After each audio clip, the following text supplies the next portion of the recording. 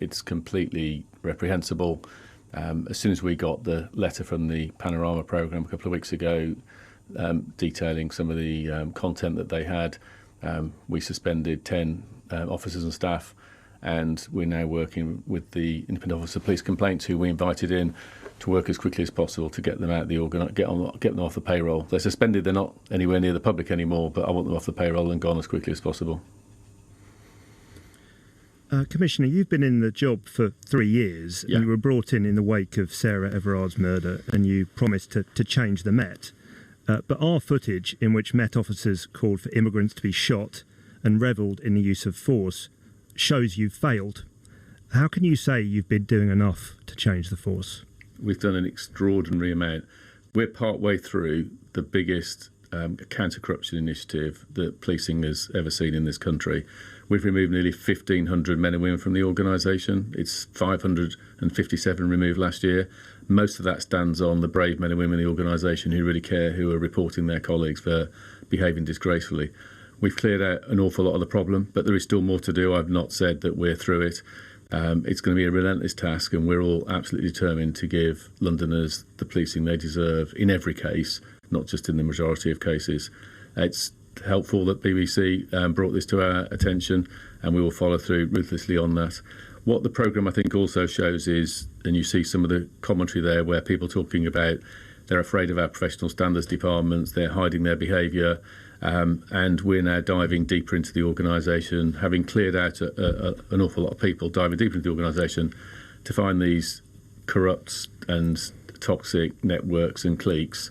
We're using counter-terrorism tactics, we're using specialist data and intelligence tools to identify and find them, and we're going to be putting even more support around our whistleblowers who step forward to make sure that we can finish the job off that we've made such big progress on.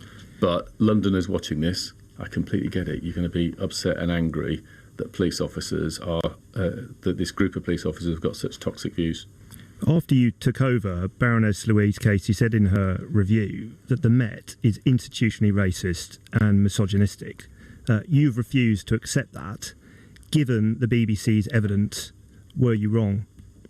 I've been really clear that we have long-term systemic problems in the organisation that go to culture, history of leadership, the regulatory framework around us. There's a whole range of factors that means that there are systemic issues that have to be rooted out.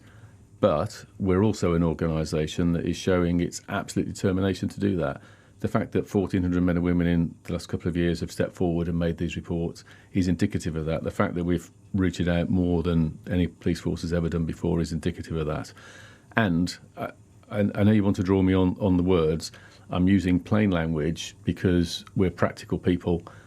The thing that's going to make a difference is not words. The thing that's going to make a difference is the action, and it's the ruthless action and relentless action that we're taking week in and week out as we're identifying and throwing these people out of policing. Meanwhile, the front door matters. We've doubled the failure rate at our point of entry to the organisation as we're making far tougher and more robust vetting decisions, so we're not adding to the problem in the future. Well, you say that they're just words, but people will feel that how can you remove racism and misogyny from the force if you don't accept the institutional nature of the problems? We're showing how we can do that. I say we've removed 1,500 people. Some commissioners in the past have used that language, some haven't. That hasn't fixed the problem. What we're doing is fixing the problem, removing record numbers of people, putting our top counter-terrorism and organised crime detectives in charge of doing that and using their covert tactics, using every tactic possibly available to remove those people, as well as creating the safe environment for whistleblowers to come forward as they are doing in record numbers. But of course there's more to do that. You can see in this programme that there are some of the comments overheard by colleagues who are angry and upset, and clearly they didn't step forward because I think they were seeing sergeants behaving badly and they were nervous about stepping forward. So there's still more we can do on that, but I'm so proud of all the officers and staff who have stepped forward and made a difference so far, and we will keep bearing down on it.